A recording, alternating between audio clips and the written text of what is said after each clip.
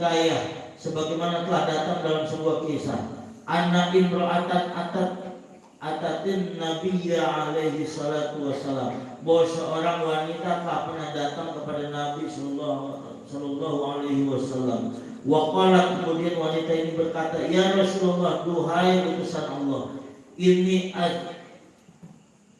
aznabtu, sesungguhnya aku ya Rasul telah benar-benar berbuat dosa, zanban aziman, dosa yang sangat luar biasa besar.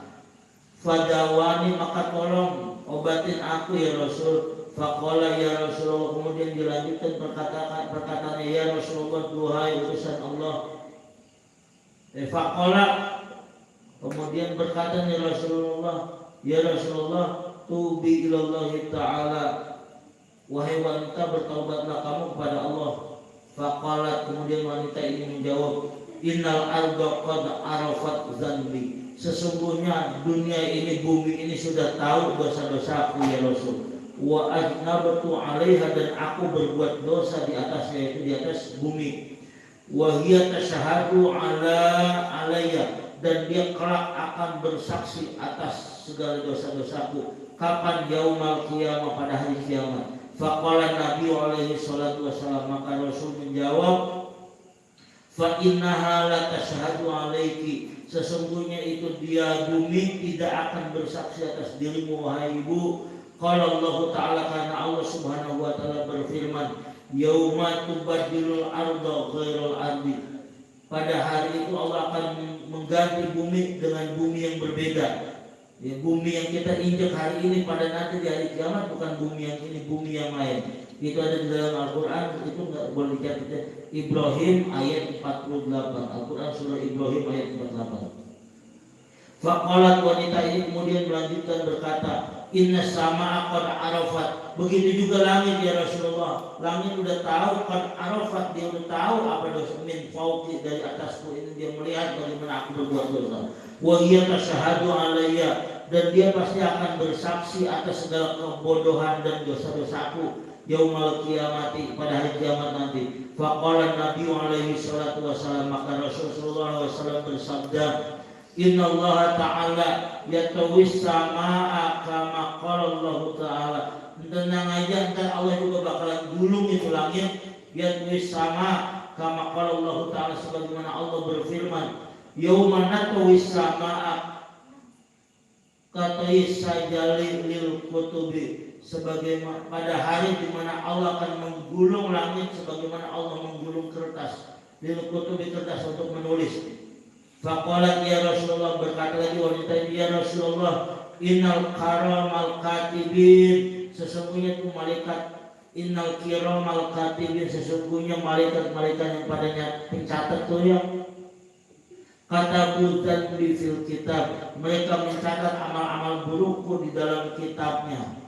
Faqala Nabi alaihi salatu wassalam, maka Rasul pun menjawab, qala Allah Ta'ala, Allah Subhanahu wa Ta'ala berfirman, innal hasanat yudhibna sayiat, sesungguhnya hal hasanat, kebaikan-kebaikan itu yudhibna sayiat, bisa menghapus dosa. Al-Quran surah Hud ayat 114.